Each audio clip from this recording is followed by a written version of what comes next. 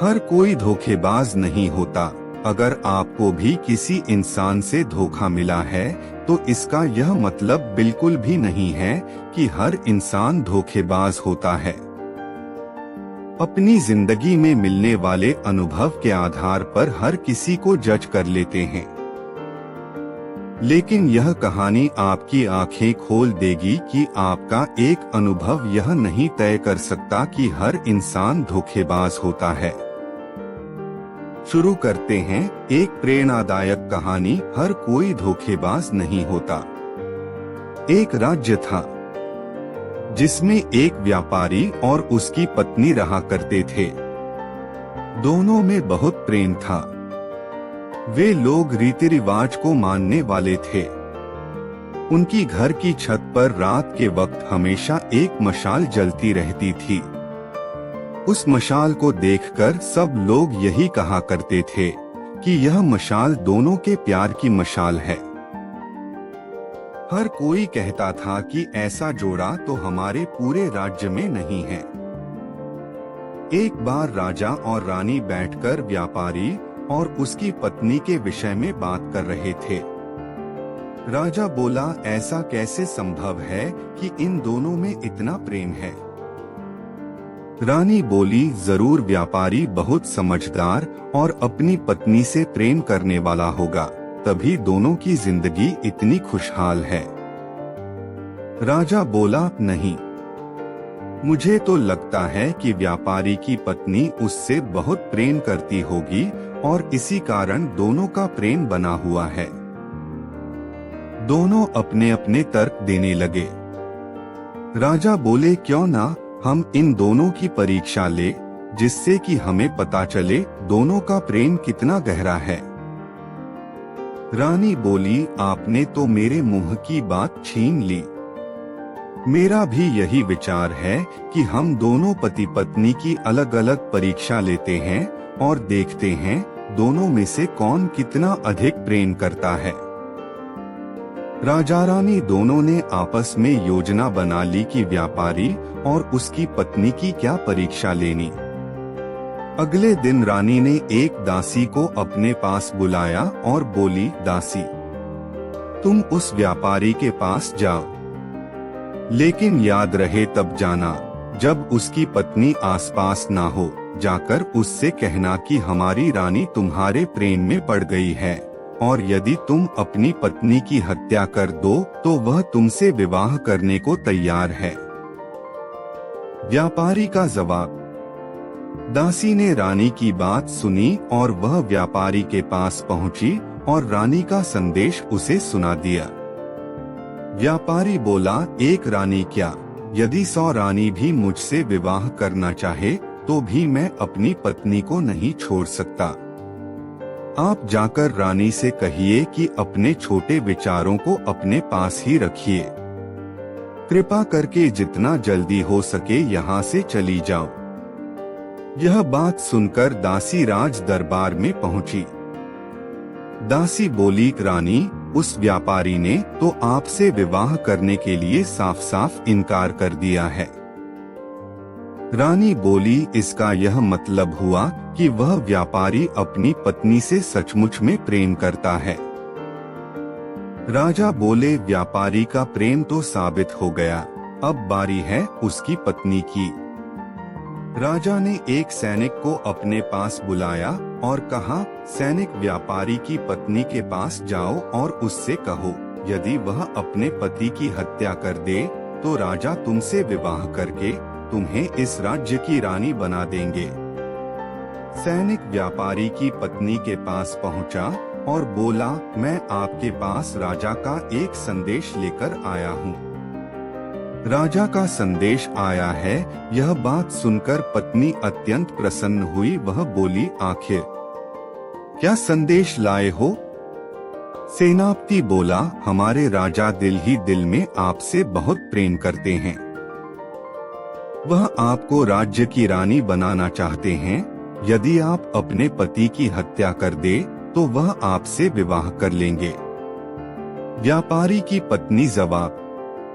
सेनापति की यह बात सुनकर व्यापारी की पत्नी के मन में लालच आ गया। वह बोली, अगर ऐसी बात है तो आज रात 2 से 3 बजे के बीच ही मैं अपने पति की हत्या कर दूंगी। हमारी छत पर हमेशा एक मशाल जलती रहती है। जब मशाल बुझ जाए तब समझ जाना कि मैंने अपने पति की हत्या कर दी है। सेनापति व्यापारी की पत्नी के मुंह से ऐसे शब्द सुनकर भौचक्का रह गया, लेकिन उस वक्त वह उसे कुछ नहीं बोल सकता था। उसने दरबार में जाकर राजा रानी को पूरी बात बता दी। यह बात सुनकर राजा रानी दोनों हैरान रह गए। उन दोनों को यही उम्मीद थी कि व्यापारी की तरह उसकी पत्नी भी उनके संदेश को ना कहेगी। यह बात सुनकर राजा और सतर्क हो गए। राजा ने सेनापतियों को कहा, आज रात जाकर हमें किसी भी तरह व्यापारी की जान बचानी है। किसी भी हालत में उसे कुछ नहीं होना चाहिए। ठीक 2 बजे तुम लोग व्यापारी के घर पर पहुंच जाना। सेनापति सैनिकों को लेकर व्यापारी के घर पहुंच गया और राजा रानी महल की छत पर खड़े होकर उनके घर की छत पर जलती हुई मशाल को देख रहे थे। व्यापारी की हत्या। जैसे ही सेनापति और सैनिक व्यापारी के घर पहुंचे, क्या देखते हैं, व्यापारी की पत्नी ने अपने पति की हत्या कर दी है। सैनिकों ने व्यापारी की पत्नी को रंगे हाथों पकड़ लिया। उधर राजा रानी भी देखते हैं कि व्यापारी के घर की छत की मशाल बुझ चुकी है। व्यापारी की पत्नी को कारागार में डाल दिया गया और उम्र कैद की सजा सुना दी गई। राजा दिन रात खुद को कोसने लगे।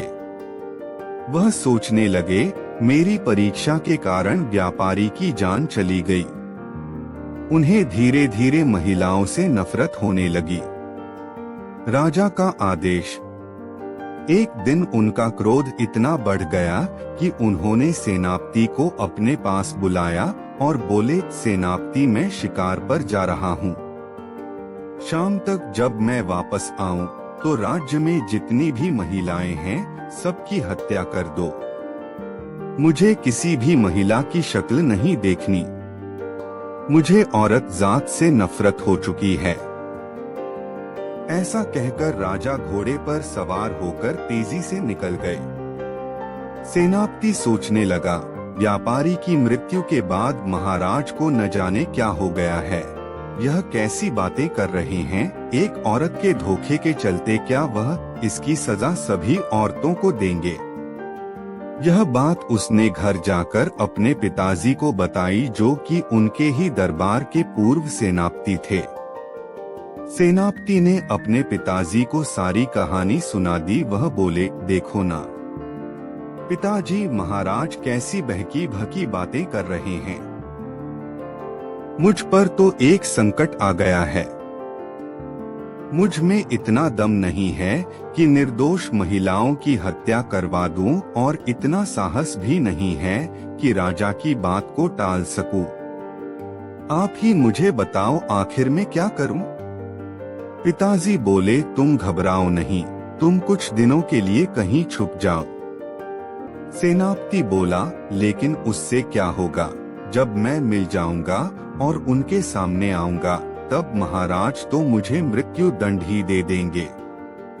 पिताजी बोले, तुम चिंता मत करो पुत्र, अगर कुछ दिन तक तुम उन्हें नहीं मिलोगे तो वह तुम्हें ढूंढते हुए हमारे घर आएंगे।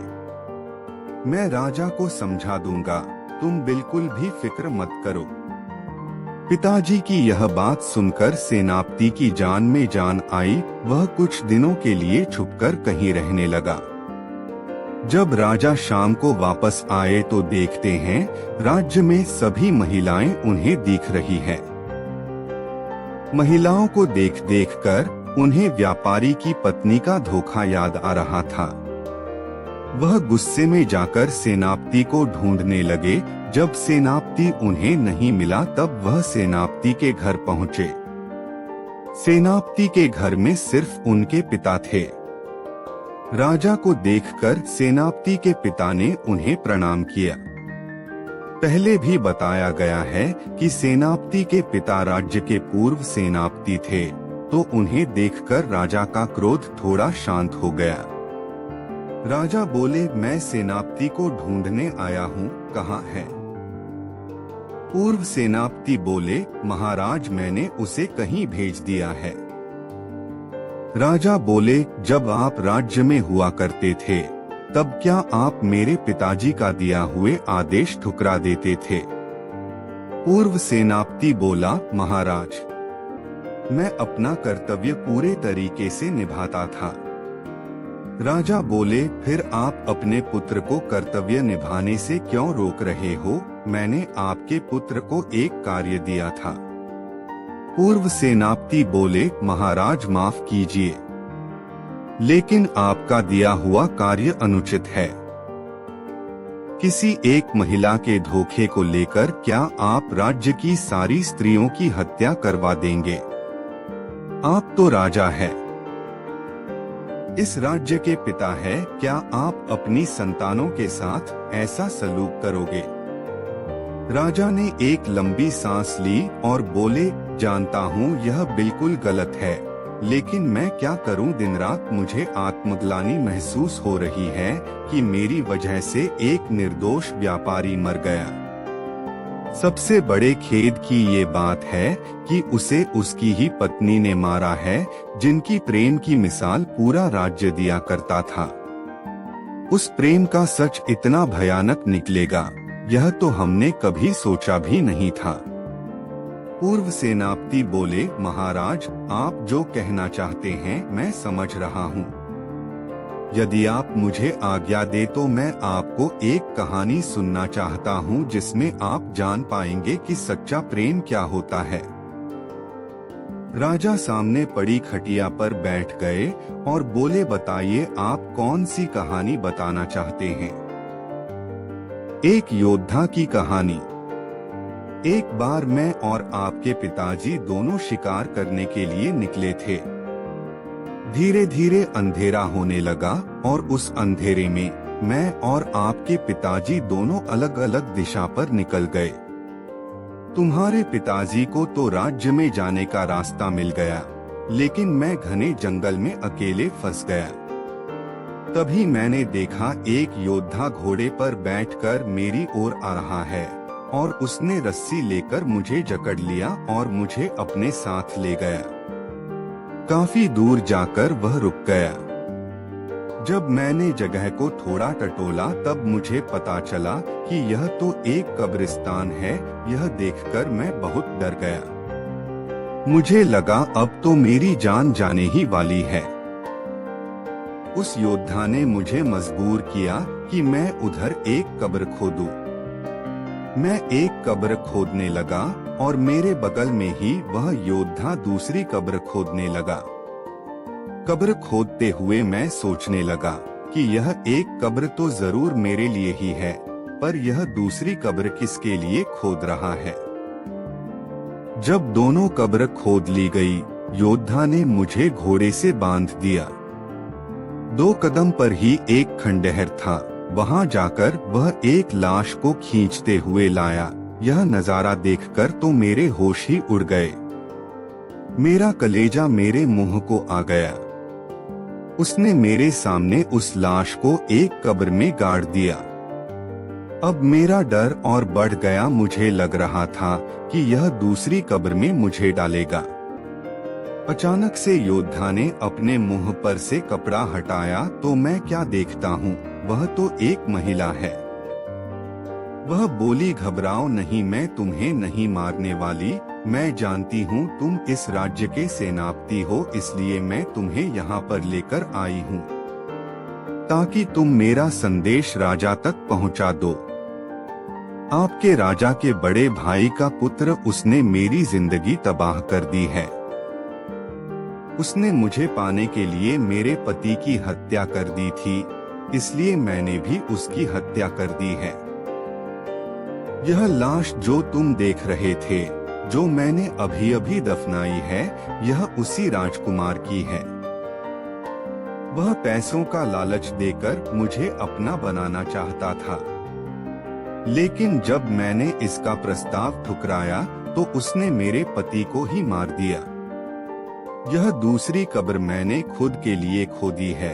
इसके ठीक बगल में मेरे पति की कब्र है। मैं चाहती हूँ तुम मुझे यहीं पर दफना दो।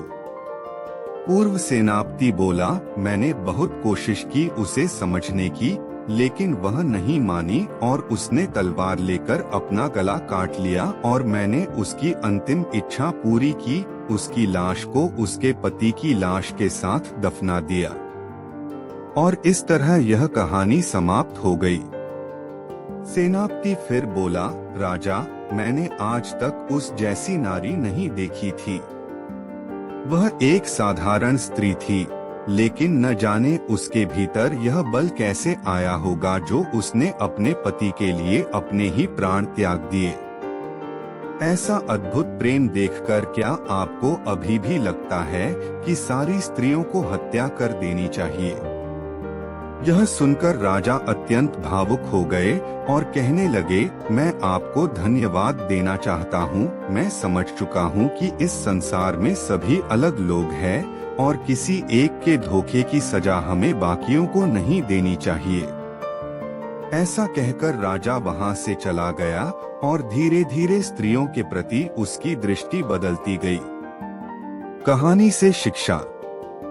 यह कहानी हमें यह शिक्षा देती है, यदि जीवन में हमें धोखा मिला हो तो इसका मतलब यह नहीं है कि पूरी दुनिया ही धोखेबाज है। हर एक इंसान की एक अलग शख्सियत होती है। सबको एक पैमाने पर तोलना हमारी एक बहुत बड़ी भूल है। उम्मीद करते हैं आपको हमारी प्रेरणादायक कहानी हर कोई धोखेबाज नहीं होता पसंद आई होगी। तो हमारे चैनल को सब्सक्राइब करना ना भूले। मिलते हैं ऐसी ही वीडियो के साथ, तब तक के लिए धन्यवाद।